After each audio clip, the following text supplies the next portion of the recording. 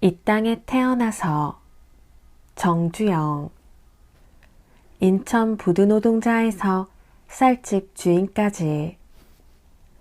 서울에 도착하자 나는 오인보에게 여비 50전을 빌려서 무작정 인천으로 갔다.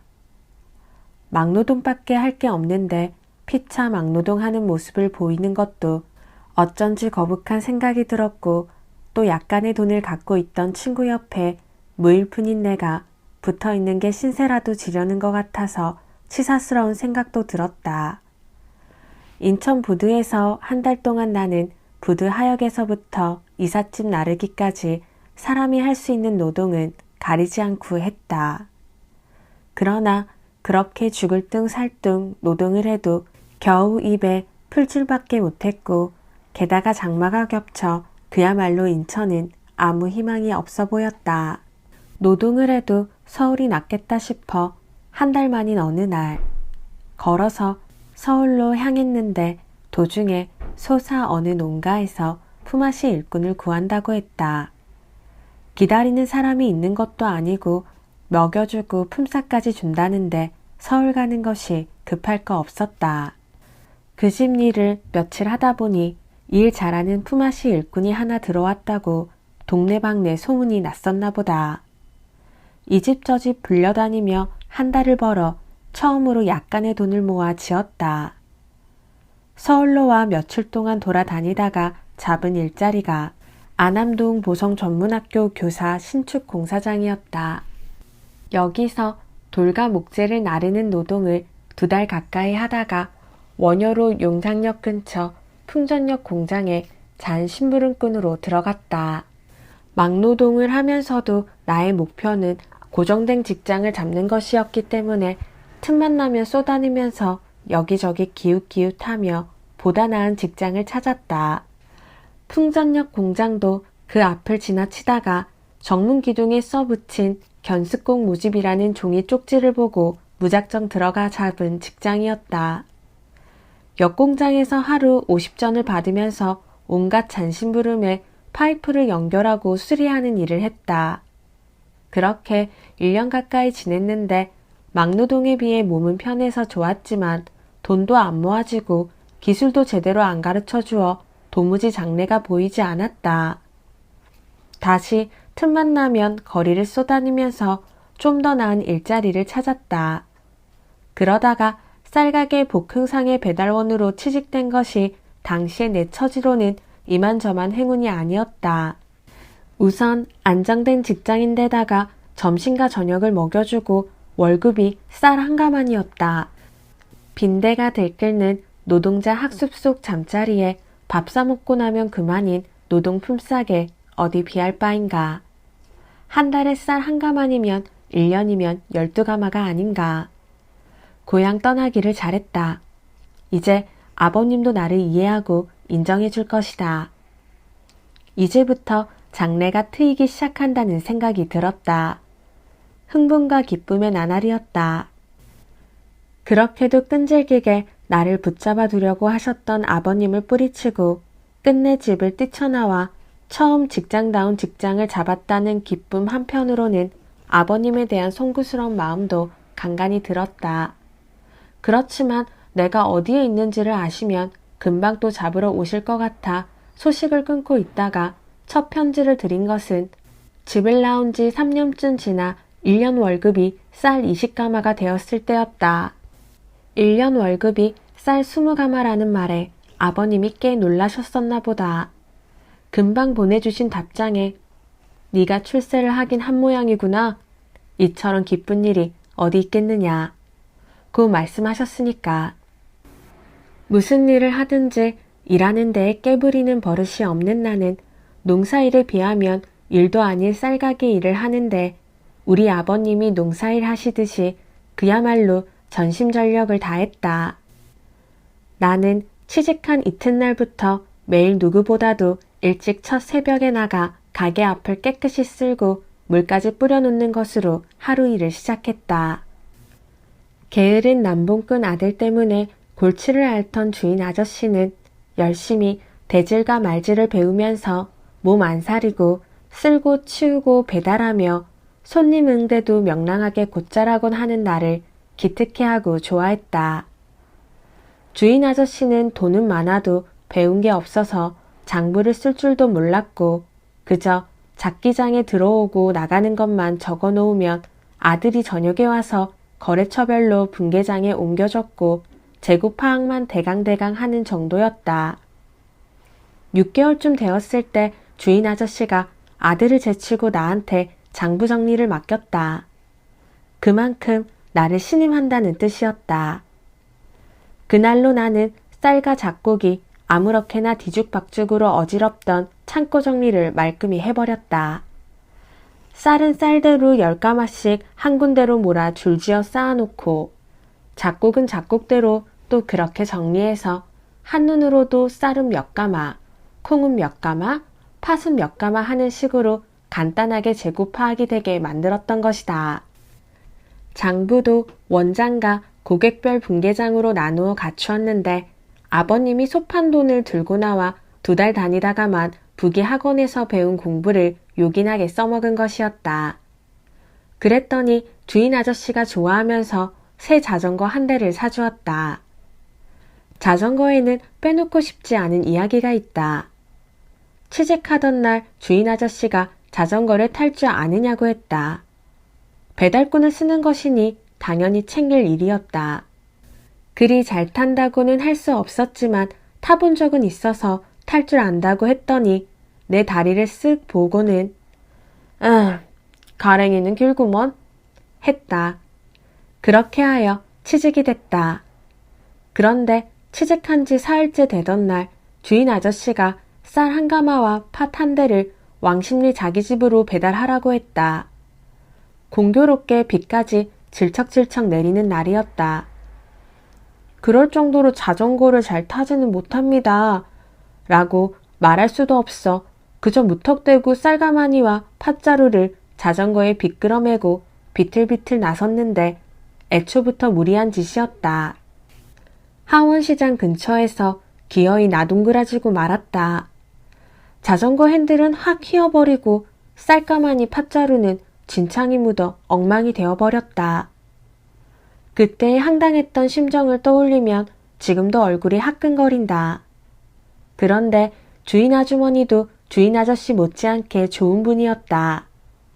진흙 범벅이 된 쌀가마니와 팥자루를 보고는 아주머니는 큰 소리로 웃으며 비 오는데 수고했다 라며 오히려 격려해 주셨다. 그날 밤 선배 배달꾼인 이원재를 졸라 자전거 쌀 배달의 기술과 요령을 배워서 내리 사흘 동안 거의 밤잠을 안 자고 배달 연습을 했다. 쌀가마니는 세워 실어야지 눕혀 실으면 균형이 안 잡힌다.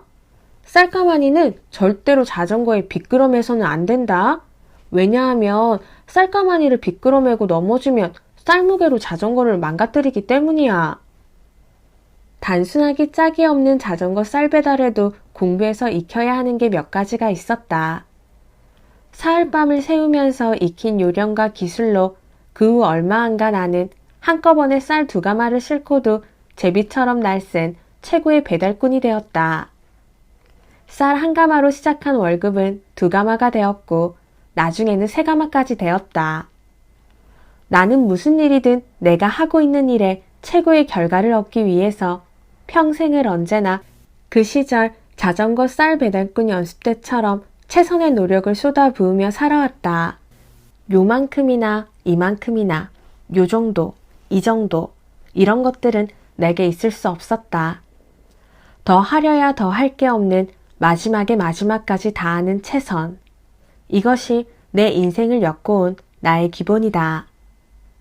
쌀가게 2년 만에 나는 주인 아저씨로부터 복흥상해를 인수할 의향이 없느냐는 전혀 생각하지 못했던 제의를 받았다. 만주까지 들락거리며 가산을 탕진하는 아들 때문에 우랄병이 든 주인 아저씨의 의욕 상실이 가게를 그만두는 원인이었다. 굵은 단골은 그대로 물려받고 월말 계산으로 쌀은 얼마든지 되어준다는 정미소의 약속을 받아 신당동 길가에 사글세로 가게를 얻어서 서울에서 제일 가는 가게를 만든다는 포부로 1938년 1월 경일상에 간판을 걸었다. 내 나이 24. 고향을 떠난 지 4년 만의 일이었다. 시골의 사촌동생을 불러올려 같이 쌀 배달을 하면서도 나는 확보하고 있는 단골 말고도 더 큰 고객을 만들기 위해 부지런히 새 거래처를 찾아다녔다.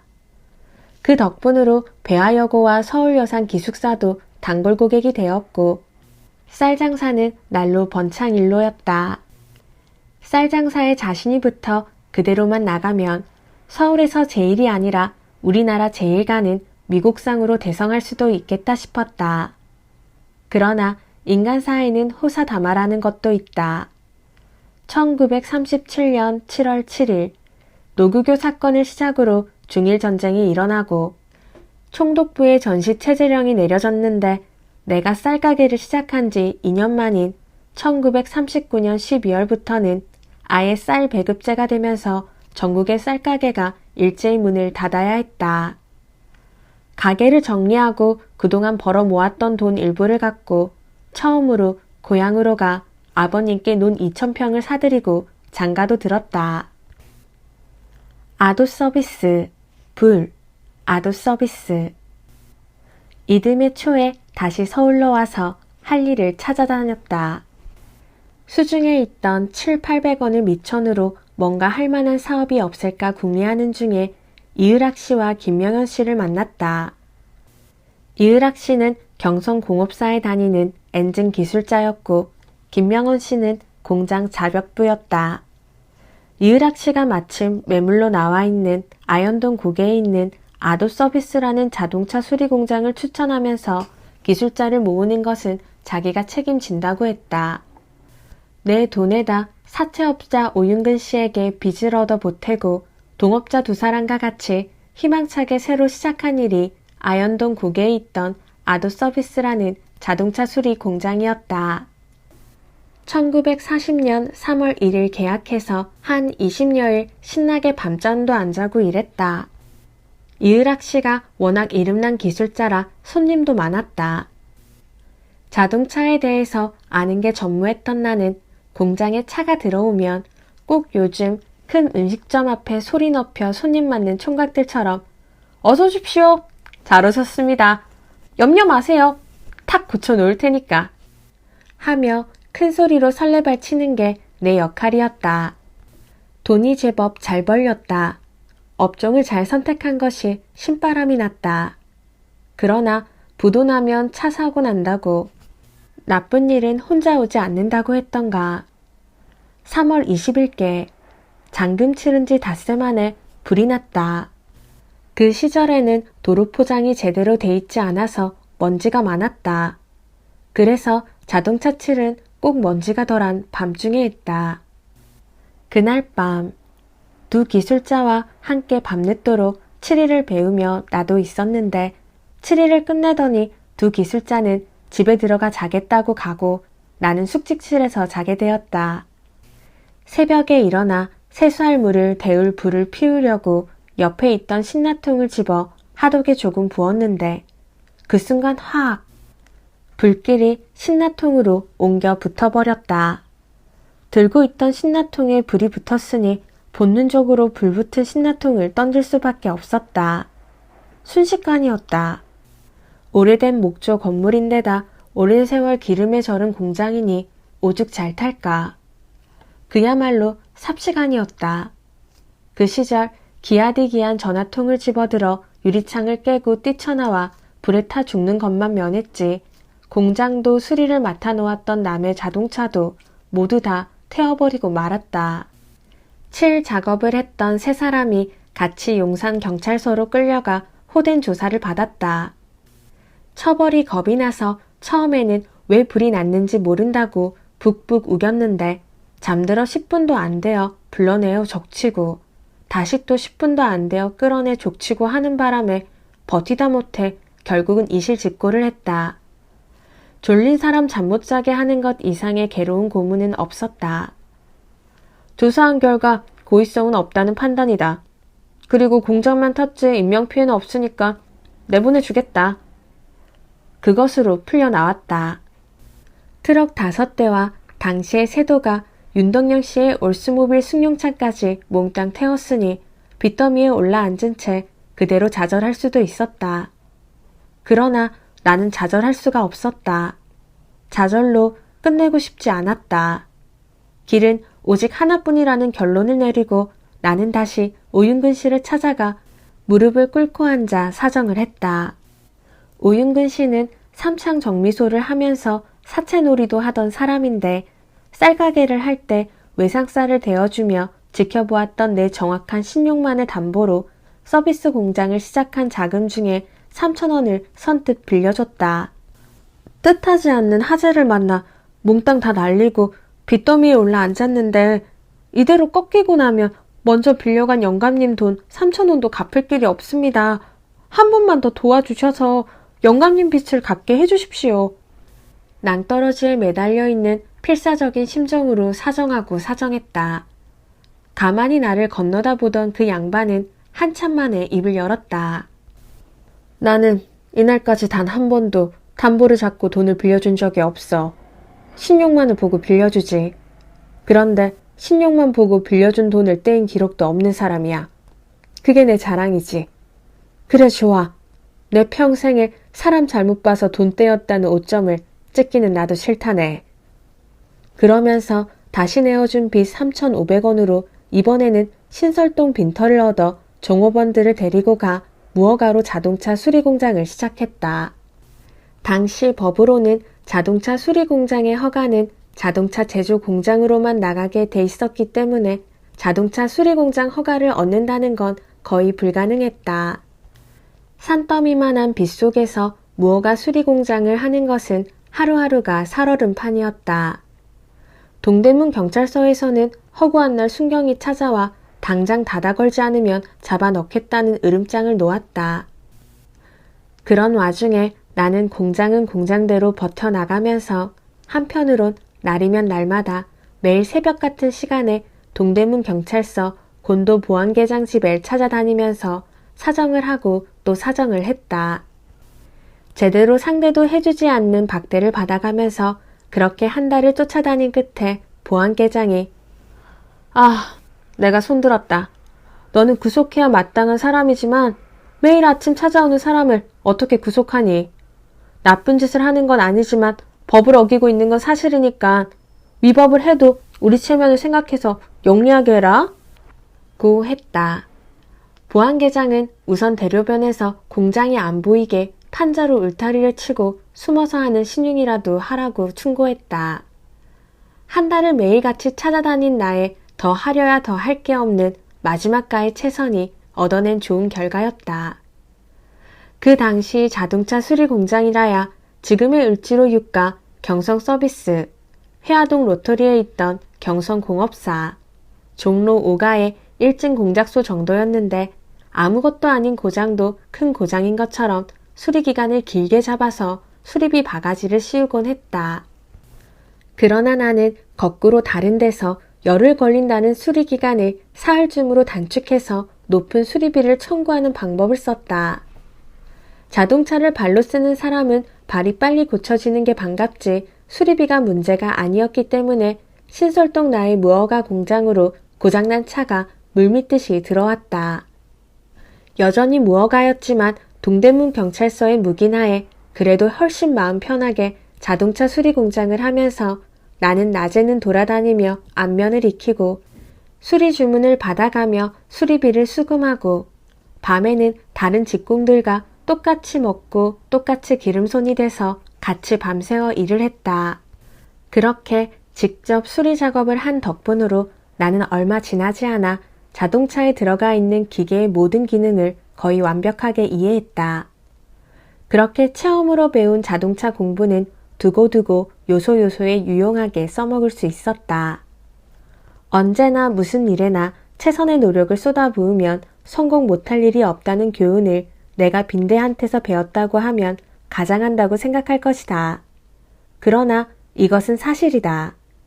인천에서 막노동을 할 때 잠을 잤던 노동자 합숙소는 밤이면 들끓는 빈대로 잠을 잘 수가 없을 지경이었다. 몇 사람이 빈대를 피하는 방법을 연구해서 밥상 위로 올라가 잤는데 빈대는 밥상다리를 타고 기어 올라와 사람을 물었다.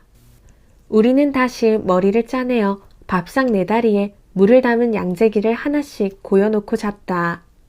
그런데 편안한 잠은 하루인가 이틀에서 끝나고 빈대는 여전히 우리를 괴롭혔다. 상다리를 타고 기어 오르다가는 몽땅 양재기 물에 빠져 죽었어야 하는 빈대들이었다. 그런 빈대들이 도대체 무슨 방법으로 살아서 우리를 다시 뜯어먹나 불을 켜고 살펴보다가 우리는 다 같이 아연할 수밖에 없었다. 밥상타리를 타고 올라가는 게 불가능해진 빈대들이 벽을 타고 까맣게 천장으로 올라가고 있었다. 그러고는 천장에서 사람 몸을 향해 툭 떨어지고 있는 게 아닌가. 그때 느꼈던 소름 끼치는 놀라움을 잊을 수가 없다. 그리고 생각했다. 하물며 빈대도 목적을 위해서는 저토록 머리를 쓰고 저토록 죽을 힘을 다해 노력해서 성공하지 않는가. 나는 빈대가 아닌 사람이다. 빈대한테서도 배울 건 배우자. 인간도 무슨 일에든 절대 중도 포기하지 않고 죽을 힘을 다한 노력만 쏟아붓는다면 이루지 못할 일이 없다. 돌이켜보면 내 인생은 줄곧 더 하려야 더 할 게 없는 마지막까지의 최선의 점철이 아닌가 한다. 신설동의 아도서비스 공장은 정신없이 밀려드는 일감으로 눈코 뜰 새 없이 바쁘게 돌아가면서 돈도 꽤 많이 벌어들였다. 오윤근 씨한테 빌린 돈은 물론 이자까지 쳐서 깨끗이 다 갚아서 그분 일생에 사람 잘못 보아 돈 떼먹였다는 오점은 남기지 않게 되었다. 그러나 일제 식민지하의 시국은 점점 어려워져만 갔다. 노구교 사건을 시발점으로 중국과 전면전을 시작하면서 내린 전시체제령 이후 조선 총독부는 못이나 철사, 철판 같은 군수품으로 바꿀 수 있는 물자들을 우선적으로 배급 통제하더니 정미소를 통제하고 쌀 배급제를 실시하고 1941년 4월에는 생활 필수 물자 통제령까지 공포했다. 그리고 1941년 12월 가대망상증 환자 일본 제국주의자들은 태평양 전쟁을 일으켰고 다음해 1942년 5월에는 기업 정리령을 내렸다. 주제넘게 분수에 넘친 전쟁을 하느라고 숨이 차서 전국에서 녹그릇 수저까지 걷어서 무기를 만드는 데 쏟아넣던 일본은 1943년 초에 우리 아두 서비스를 종로의 일진 공작소와 강제 합병시켰다. 말만 합병이지 합병이 아닌 흡수였다. 동업자였던 이을학 김명원 씨가 먼저 빠져나가고 강제 합병된 회사에 아무 의욕도 정열도 없었던 나 역시 곧 손을 떼었다. 내 나이 29살 때였다. 홀동 강산의 전화위복. 혼신의 힘을 다해 굴리던 아도 서비스가 그렇게 맥없이 뺏긴 데다가 까딱하다가는 나의 둘째 인형이 셋째 순영이까지 꼼짝없이 징용으로 끌려갈 지경이 되었다. 무턱대고 수리공장 할 때 알았던 유아 강천업 사장을 찾아가 매달렸다. 그 사장의 아들이 조선재련과 관계가 있었기 때문에 조선재련 산하에 있는 강산 어디서 일 좀 하게 해달라고 열심히 떼를 썼던 것이다. 군수 강산에서 일하면 징용이 면제됐었다. 그렇게 해서 항해도 수안군 홀동 근간에서 평남 진남표 재론소까지 옮겨지는 강석을 평양 송교리까지 운반하는 하천 계약을 맺었다. 보증금 3만 원을 넣고 엔진 소리만 듣고도 차에 어디가 어떻게 아픈가를 집어내는 자동차 귀신 김영주를 정비 책임자로 붙여 강산에 헌트럭 10대와 새 트럭 20대를 갖고 일을 시작했다. 산악지대인데다가 100-300km가 넘는 길고 긴 운송거리는 노면까지 험난하여 자동차 고장이 잦아 하루 한 번 오가는 것도 버거웠다. 거기에 더 힘든 것은 여간한 참을성이 아니면 견뎌낼 수가 없는 홀동 근간 소장과 동기생인 관리 책임자의 저희가 있는 적대감이었다. 많이 싫었다, 적게 싫었다, 금덩이 같은 강석을 왜 질질 흘리고 다니냐 등 시시콜콜 해대는 잔소리가 하루에도 몇 번씩 울뚝배를 건드렸다. 나중에 한 사실이지만 그는 우리를 밀어내고 대신 자기 동기생을 끌어들이고 싶었던 사람이었다. 직룡에 안 끌려가려면 등신인 척 그저 참을 수밖에 없었다. 그러나 참는 데에도 한계가 있는 법이다. 2년 남짓 버티다가 1945년 5월 나 대신 들어오고 싶어하는 그 사람에게 하청계약을 넘겨버렸다. 계약 보증금 3만원과 하청계약을 넘기며 받은 2만원을 합쳐 5만원을 들고 가족을 데리고 알던 일을 뺀 것보다 더 시원하게 미련 없이 홀동 강산을 떠났다. 그런데 그것이 천우 신조였다. 우리가 강산을 뜬 지 딱 3달 만에 일본이 패망했다. 홀동 강산은 그날로 폐강이 됐고 그곳에 있던 일본인은 모두 소련군의 포로로 잡혀갔다. 만약 내가 그 자리에 문기적거리며 그냥 일을 계속하고 있었더라면 그동안 만들어졌던 5만원의 재산은 그대로 물거품이 됐을 것이고 운수불길했으면 일본인들과 도매금으로 시베리아로 끌려갔을지도 모른다. 왜냐하면 그때 우리는 하동 정씨를 하동을 일본음으로 바꿔 가도우로 행세를 하고 있었기 때문이다.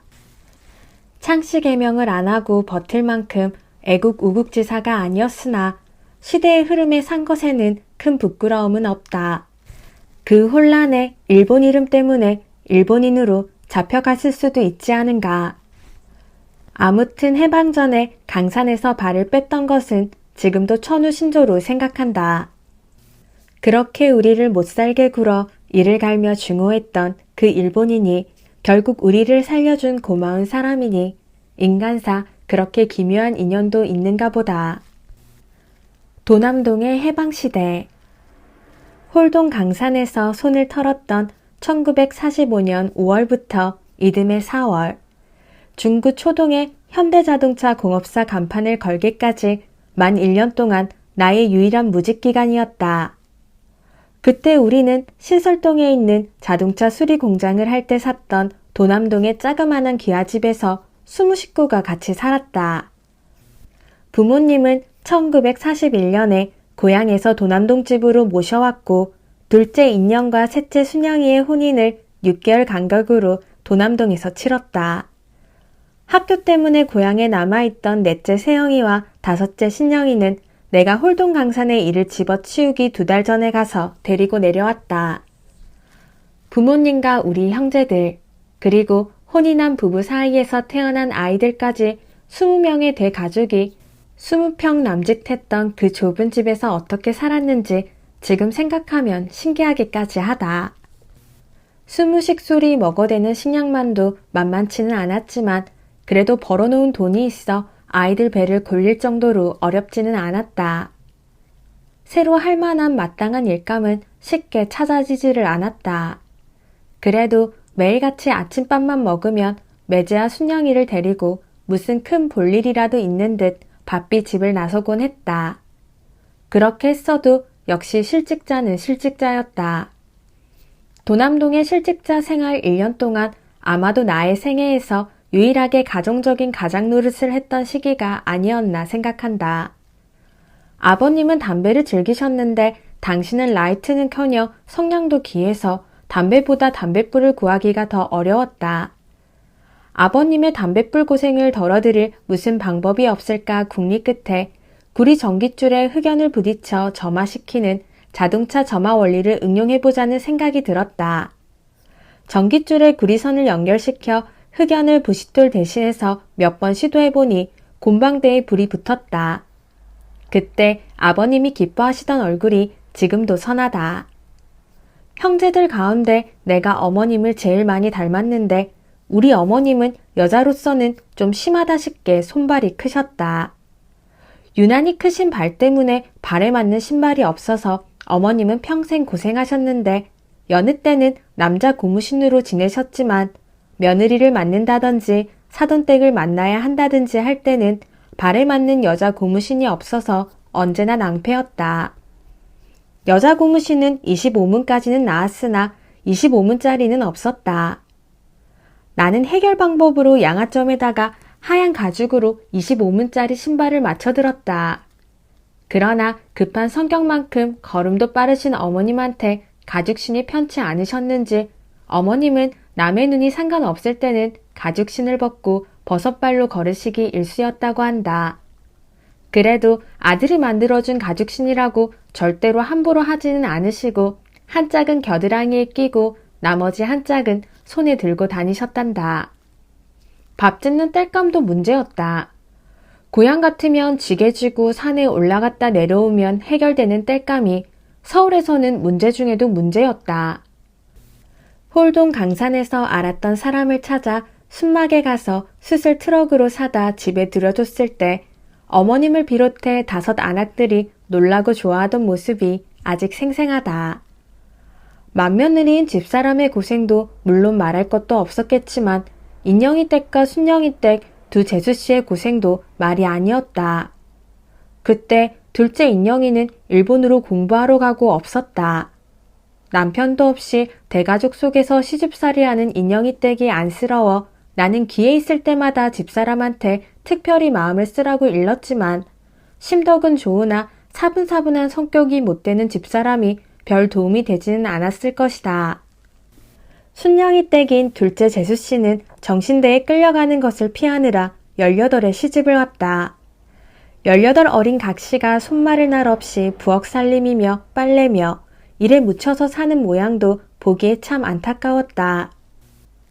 부모님 앞에서 제 처자식 아끼는 티를 내는 것은 우리 세대에서는 금기였을 뿐만 아니라 더구나 인영이는 유학을 가고 없고 순영이는 무뚝뚝하기가 아버님을 그대로 빼어 닮은 성격이니 고달픈 시집살이에 위로라고는 받을 데가 없는 두 재수씨들이었다.